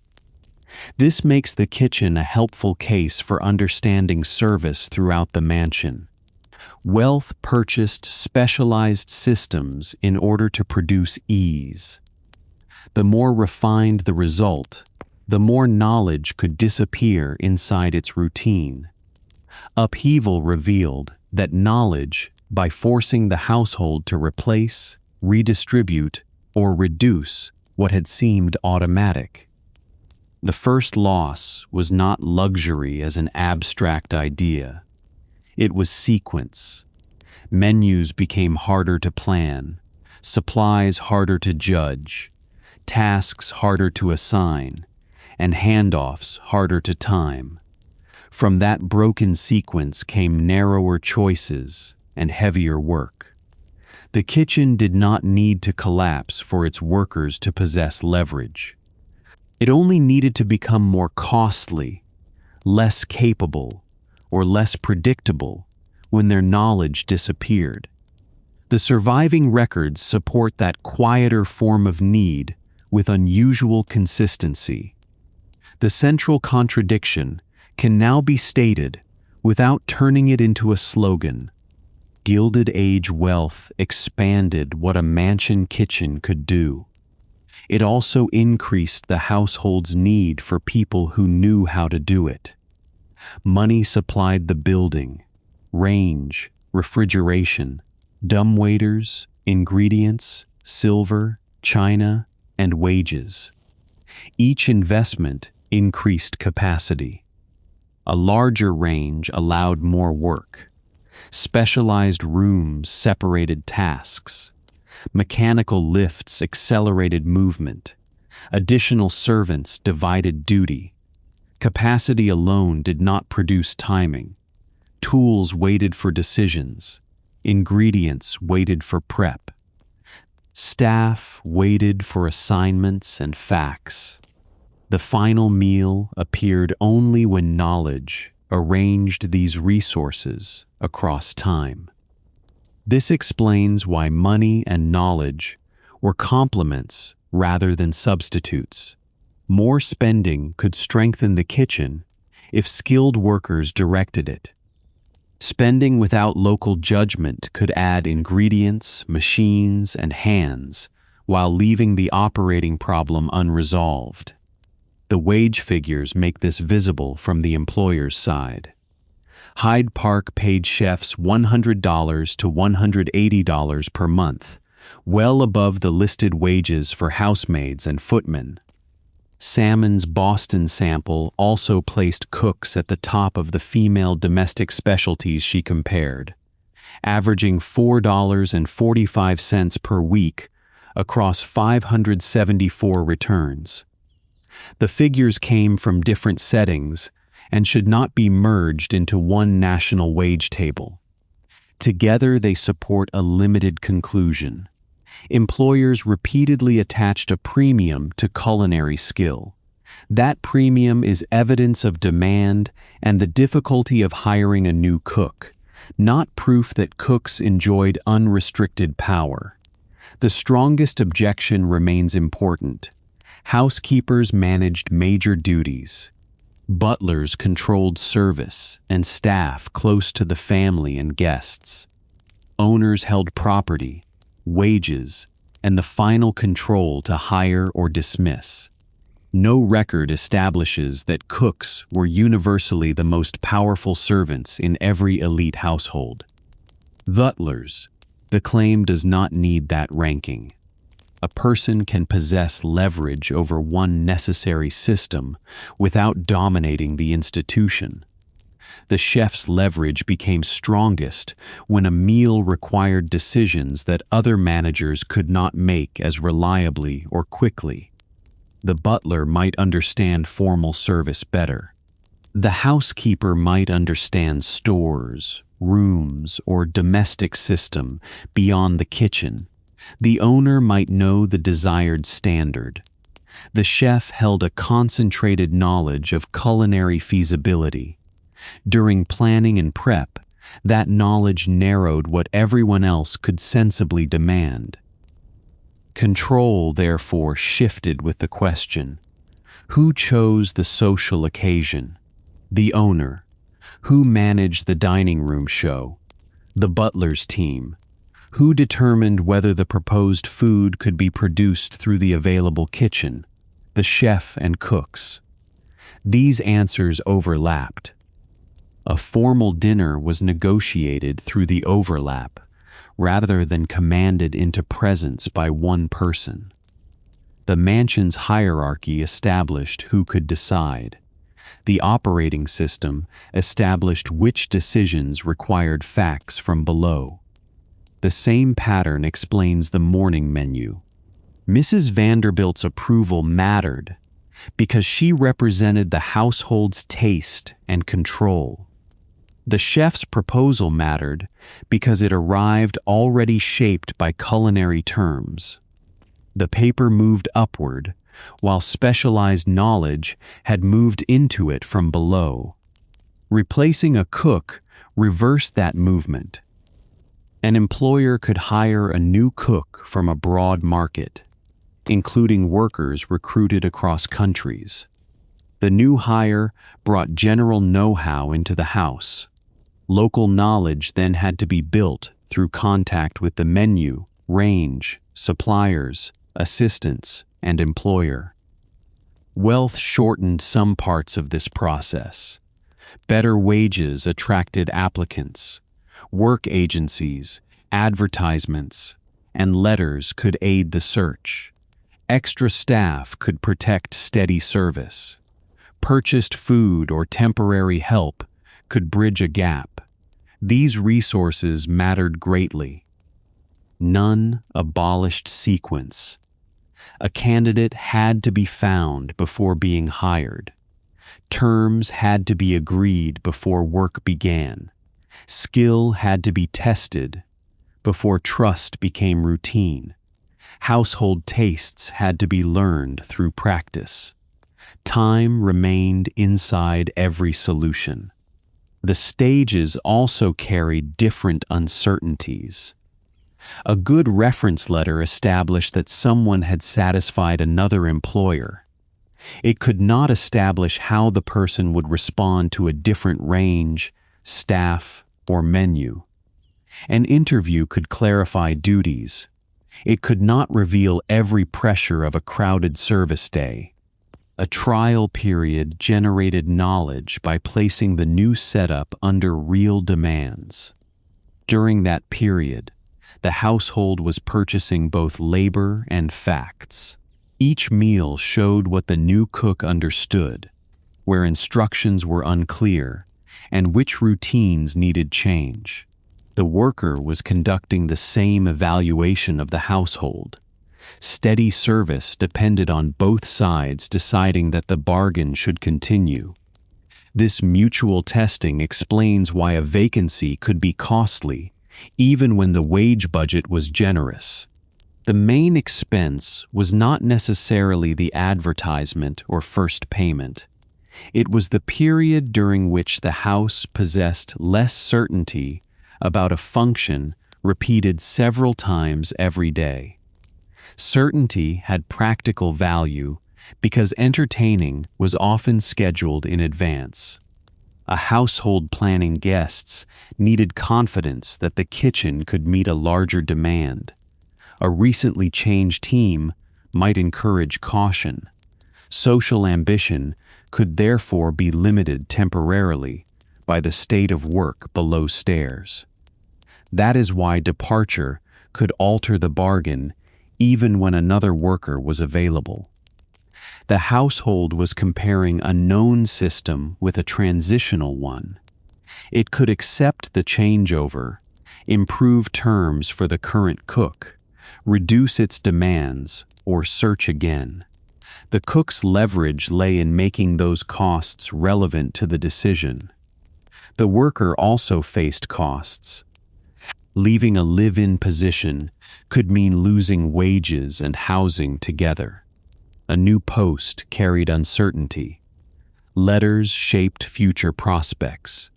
Freedom to move was a choice constrained by the same class system that made it a source of leverage. This prevents the episode from converting bargaining into liberation. A skilled cook could negotiate from a stronger position than a less scarce worker and still live within restrictive work. Higher pay could recognize value while leaving irregular hours and limited freedom intact. The kitchen's hidden position sharpened the inequality. Guests consumed the result without seeing the heat, cleaning, stairs, or waiting. Owners received social credit for hosting, produced by many workers. The cook's sway was real within production and largely invisible within public credit. Hidden work could even strengthen the demand for skill. The household wanted difficulty absorbed out of sight. A skilled team protected the illusion that plenty moved naturally from wealth to table. The workers were valuable, partly because their success concealed how much they were doing. The ideal of hidden work affected messages as well.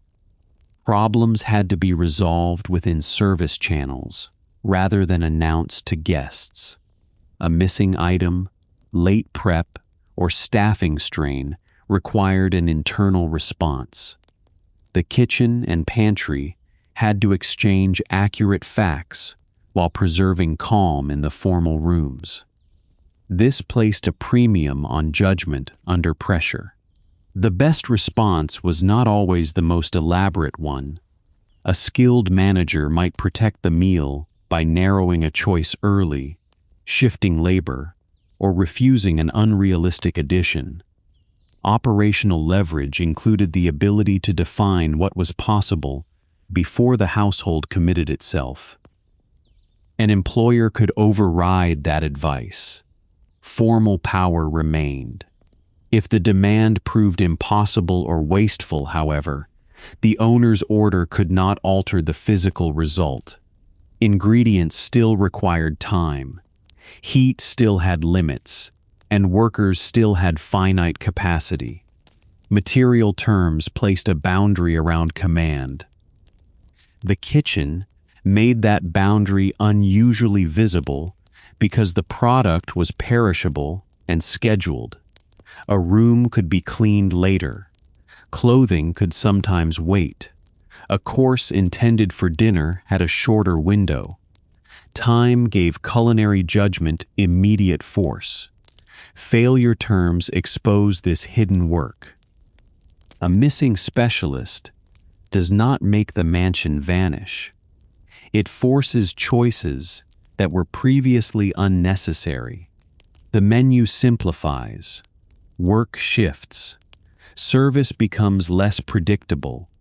More time and focus are spent restoring routine.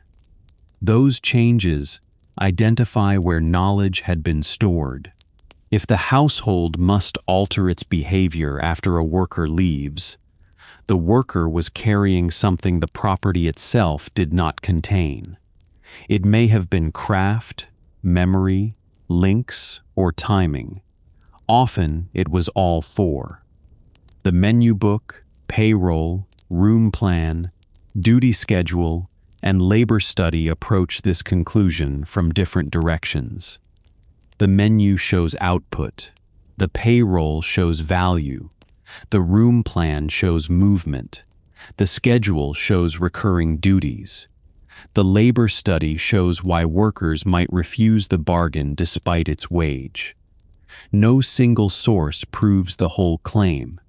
Their meeting does. The kitchen operated as a skilled labor system. Its workers held different levels of control, but the household depended on their combined knowledge to transform purchased resources into repeated hosting. The word power can mislead if it suggests social equality or personal command over an owner. Operational leverage is more exact. It describes the ability of necessary knowledge to affect another person's choices. The chef could not own the mansion, but the owner could not instantly reproduce the chef's skill. The gap also respects the rest of the staff. The chef's skill depended on cooks and kitchen maids. Pantry and dining room service depended on kitchen timing. The kitchen depended on suppliers and messages from upstairs. Leverage existed in a network, although shortage and managerial duty concentrated it in some roles more than others. Wealth made this network larger and more capable. It also gave failure more places to begin. Every specialized room and role solved one problem while creating a new handoff. Every machine accelerated one movement while requiring someone to operate it at the right moment. The electric dumbwaiter demonstrates the exchange. Its rated speed of 100 feet per minute greatly reduced the time required to move a load vertically.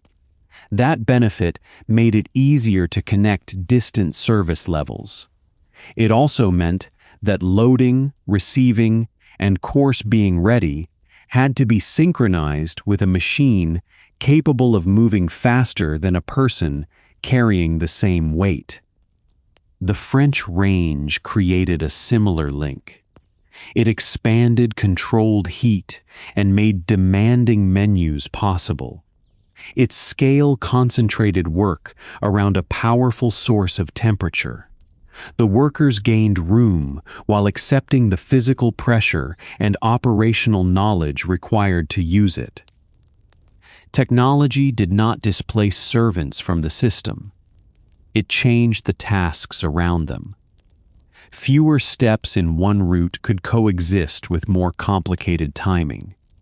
Greater heat could coexist with more elaborate prep. The machine's value appeared only through human work. This point applies to wealth more broadly. Capital did not stand opposite labor as though one could simply replace the other. Capital created tools, space, and options that labor made productive. The mansion's scale was a joint result, even though the owners determined who received status and credit. The result was not fragility in the sense of constant collapse. Great houses could be resilient because they had money, staff, tools, and alternatives. Their strength was active. People planned, compensated, substituted, and worked harder to preserve it. When the people were highly skilled, strength could look like a quality of the mansion. It was actually a quality of the system. Buildings remain still. Service is performed again each day. The owner could replace a tool by purchasing another tool. Replacing a working routine required a person to learn. That gap between acquisition and learning is where money met its limit. Learning also depended on teamwork from the people already there. Assistants explained routines. Managers clarified demands. Suppliers became known through repeated dealings. A new hire entered a web of links rather than an empty kitchen. The speed of recovery depended partly on how much knowledge the household had retained across the team. This made keeping staff a form of risk control. Keeping experienced workers preserved relationships that no inventory could list completely. Fair duties, rest, privacy, and dependable terms reduced the chance that the household would have to rebuild those relationships under pressure. The limit was temporary, practical, and repeated. It appeared each time a menu demanded judgment. A range demanded local knowledge. A worker needed supervision, or a course had to meet the pantry at exactly the right point. The cook's sway lived inside those moments. Return to Esther Anderson's menu book in 1904. The page still offers dishes in an orderly sequence. It does not preserve the temperature of the range, the length of the day, the conversations in the kitchen, or Anderson's private judgment of the household. The strongest ending begins with that limit. We know that Anderson worked as a cook at Biltmore and kept the book. We know that the estate employed other named kitchen specialists. We know the house contained separate service spaces and tools designed to move food through a large domestic system. These facts place the document inside a working system without filling its silences with made-up detail. The book preserves output more fully than know-how. That gap is characteristic of elite household archives. The meal mattered to the family as hosting, so the menu could be saved. The workers' fatigue, bargaining, or changing ambition was less likely to enter the record in the same durable form. The absence should remain specific. It prevents a detailed personal portrait of Anderson. It does not prevent us from recognizing that the menu required labor, or that a named cook participated in the team that produced it. The page can therefore carry two meanings at once. It records elite choice, and it records the successful completion of skilled work. The first meaning appears on the surface. The second emerges when the menu is placed beside staff names, room plans, wage evidence, duty schedules, and the route to the dining room. At Hyde Park, another menu traveled upward before the day had properly begun. The chef's proposal reached Mrs. Vanderbilt on her breakfast tray. Approval joined employer taste to kitchen judgment. The page then traveled back into a team already managing fires, supplies, assistants, and several meal clocks. At Biltmore, the surviving book catches the result at another point. Dishes have been selected and recorded. A formal dinner for 18 guests can be counted through 7 courses and an elaborate place setting. Behind those visible numbers sits a prep queue that the book does not need to explain in order to prove it existed. The range provided heat. The kitchen maid helped make that heat usable and kept the room working. Cooks carried prep. Specialists enlarged what the menu could contain. The chef or senior cook coordinated choices and sequence. Dumbwaiters moved loads. Pantry and dining room staff completed the route. This meeting does not flatten the workers into one collective. Their wages, control, and terms differed. The chef's proposal was not the kitchen maid's decision. The pastry cook's specialty was not the footman's service role. The point is that the finished dinner joined unequal work into one result. The household depended on that joining. The owners could establish the desired standard and pay for the necessary resources. They could not make ingredients cook themselves or make separate teams coordinate without facts.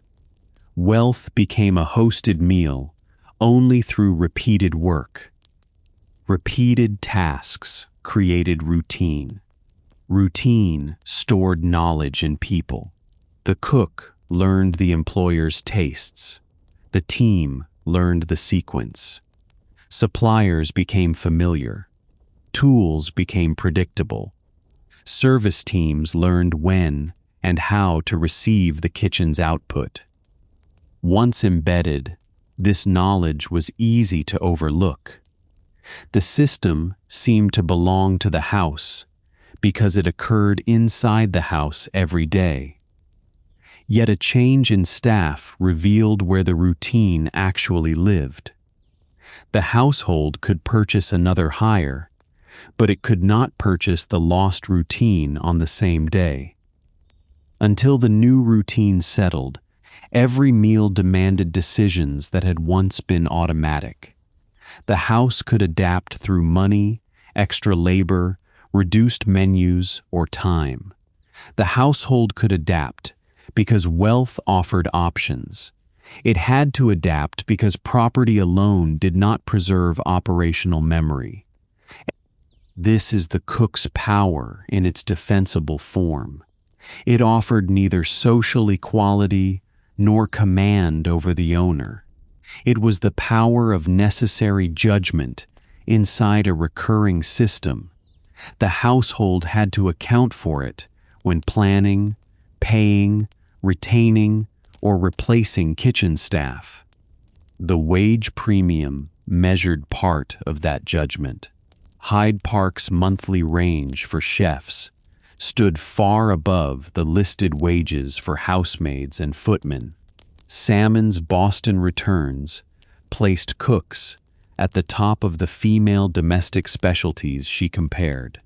Employers were pricing shortage, duty, and the cost of a poor match. The work evidence supplies the counterweight. Higher wages existed beside long hours, residential control, stigma, and limited promotion.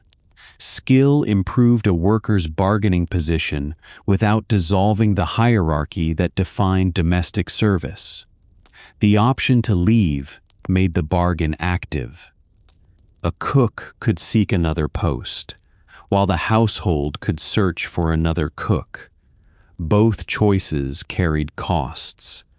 The worker risked wages, housing, and letters.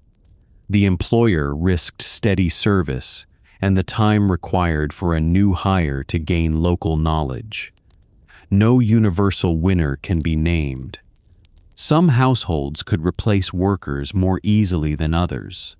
Some cooks possessed rarer skill or better alternatives. Some teams retained enough knowledge to absorb a departure. Operational leverage changed with the labor market, the menu, the team, and the standard the owners refused to surrender. The grandest households increased that standard deliberately. Specialized kitchens, large staffs, machinery, and formal dining allowed them to attempt more. The same choices made service dependent on finer divisions of knowledge. Wealth created the terms for the cook's leverage by creating a kitchen that required a cook of unusual skill. This is why the mansion's most impressive features can distract from its operating truth. Marble, silver, and electric machinery survive as objects. The timing that connected them was renewed by workers each day. Their success left fewer visible traces than the tools they used. The menu is different because it sits between object and work. It can be held, read, dated, and preserved. It also points beyond itself to a sequence of decisions that ended in food. Its neatness is not proof that the work was easy. It is proof that the work reached a finished form.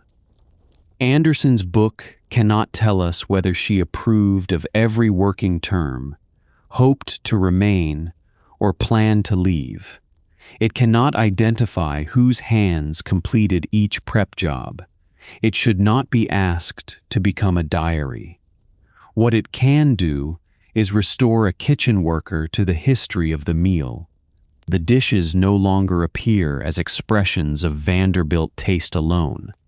They become the output of a team containing named cooks, a pastry specialist, a kitchen maid, tools, schedules, and a chain of service.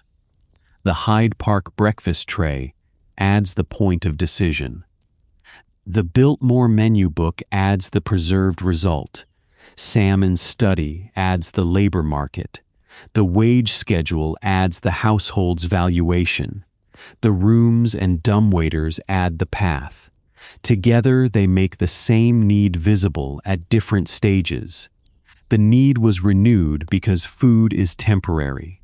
A mansion could preserve furniture for generations. Yesterday's dinner could not feed today's household.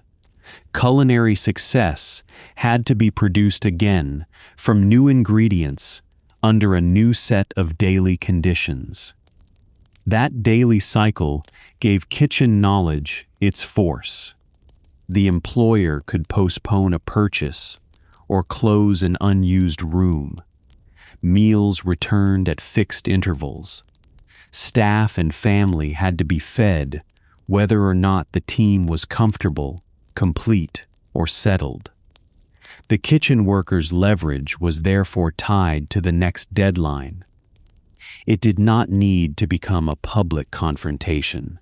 The chance of departure, a demand for better terms, or a refusal of an unrealistic plan mattered because another meal was already approaching. At the table, this pressure disappeared into service. Guests saw courses arrive. The family saw its approved choices. The household appeared composed. The operating feat was to prevent the many moving parts below from becoming the subject upstairs. The workers paid for that composure in heat, time, movement, and constraint. The employer paid for it in wages and continuing need for people whose knowledge remained their own. The bargain persisted because each side obtained something it needed, not because the terms were equal. The menu page closes the story better than an invented crisis could. It survived because the meal happened. Its presence implies that supplies were obtained, fires managed, tasks assigned, dishes prepared, and service completed. It also leaves the people who performed much of that work only partly visible. Read as a souvenir of wealth. The page lists what the Vanderbilts served. Read as a record of labor. It shows what a kitchen team managed to make possible. The ink is the same. The history changes when focus moves from the choice upstairs to the timing below. The morning proposal at Hyde Park began with professional judgment moving toward approval. The finished Biltmore menu preserves judgment after it has passed through labor and become dinner. Between those two pages lies the real operating life of the mansion kitchen. At the end of service, food traveled upward, and the page remained behind. More than a century later, the page has traveled farther than most of the workers' own words. It now carries their system with it. the heat of the range established by the room, the divisions preserved by staff titles, the timing preserved by the menu, and the silence preserved by everything the record never asked them to say.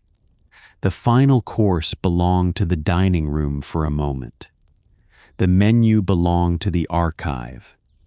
The knowledge that joined them belonged to the cooks and kitchen workers who had to make the mansion function again the next day.